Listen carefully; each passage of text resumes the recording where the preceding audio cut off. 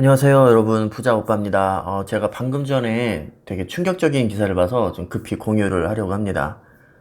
지금 제목을 보시다시피 삼성전자 화성 V1 라인에서 일부 공정 수율이 50%를 밑돈다고 합니다. 여기는 EUV 전용 라인이거든요. 지난해 2월부터 가동을 시작을 했는데, 주로 7나노 이하 초미세 공정만 전문적으로 생산을 하는 곳입니다. 전 세계 최초 EUV 전용 라인이라는 타이틀을 갖고 있는 곳인데 사실 상징적인 의미가 좀 있죠. 아무튼 거의 핵심적인 기지라고 할 수 있는데 오늘 기사를 보니까 일부이긴 하지만 5나노 양산 제품에서 수율이 50% 아래로까지 떨어졌다고 합니다.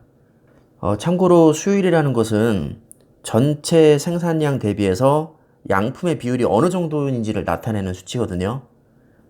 예를 들어서 수율이 60%면 반도체 100개 중에서 60개만 양품이고 나머지 40%는 불량이라는 뜻입니다.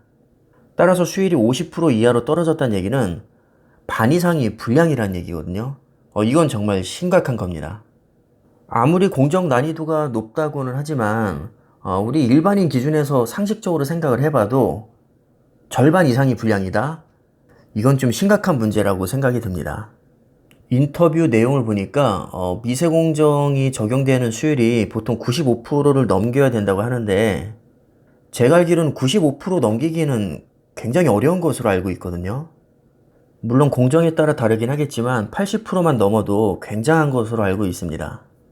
어찌됐든 100번 양보해서 아무리 초미세 공정이고 수율 잡기가 어렵다고는 하지만 양품 비율이 절반 이하라는 것은 상식적으로 좀 납득하기가 어렵습니다. 아마도 공정 개선에 굉장히 어려움을 겪고 있는 것으로 추측이 되는데 지금 이 기사 내용을 보면 복수의 업계 관계자가 한 얘기더라고요.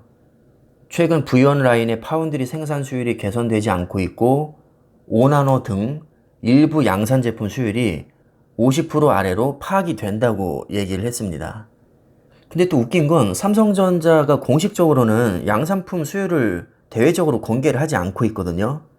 그러니까 이게 삼성전자의 공식적인 수치는 아니고 업계 관계자가 한 얘기입니다. 그래서 사실 100% 신뢰하기에는 조금 무리가 있다고 생각이 들지만 설마 아무런 근거도 없이 이런 걸 기사로 낼 것 같지는 또 않다는 생각이 들거든요. 우리가 나름대로 필터링을 잘 해야겠지만 어쨌든 이런 게 기사화가 된다는 것은 주주로서 좀 걱정스럽긴 합니다. 일단 삼성에서는 공식적으로 이 양산품 수율을 공개를 하지 않고 있고 라인 전체 양산 운영이 계획대로 진행되고 있다고 밝히긴 했습니다. 그러니까 만약에 5나노 일부에서 수율이 50% 아래로 떨어진 게 사실이라고 해도 전체적으로 봤을 때는 큰 문제가 없다는 뜻이죠. 어제와는 너무 상반되는 기사라 저도 지금 어안이 벙벙합니다.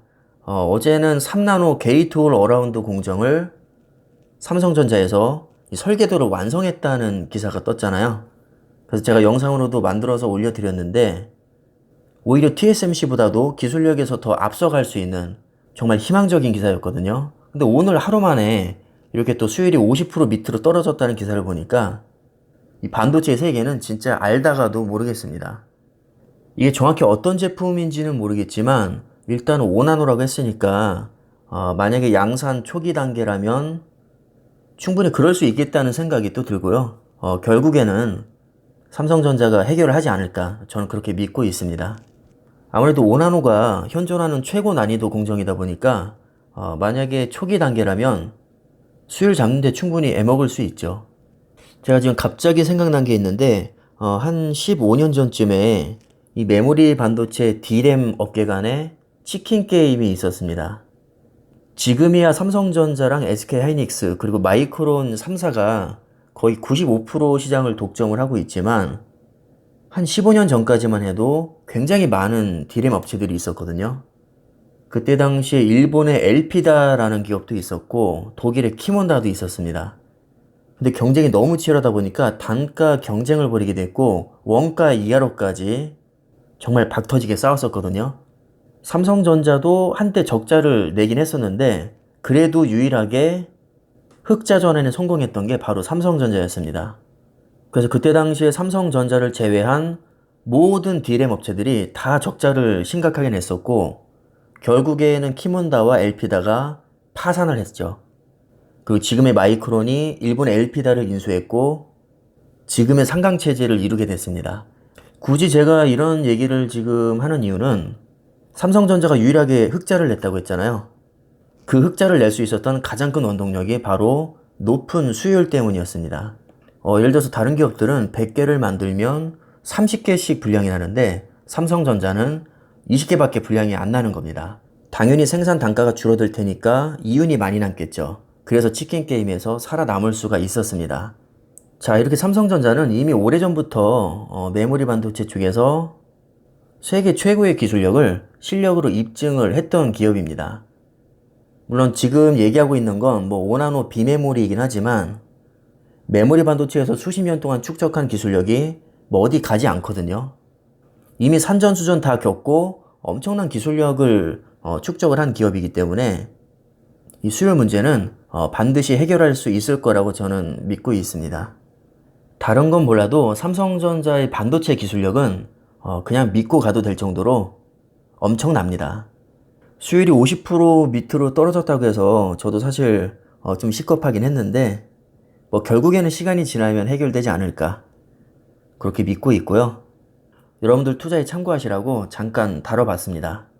앞으로 삼성전자가 이 수율 문제를 어떻게 해결하는지 여러분들이 잘 지켜보시면 괜히 삼성전자가 아니구나 아마 이렇게 생각을 하실 겁니다.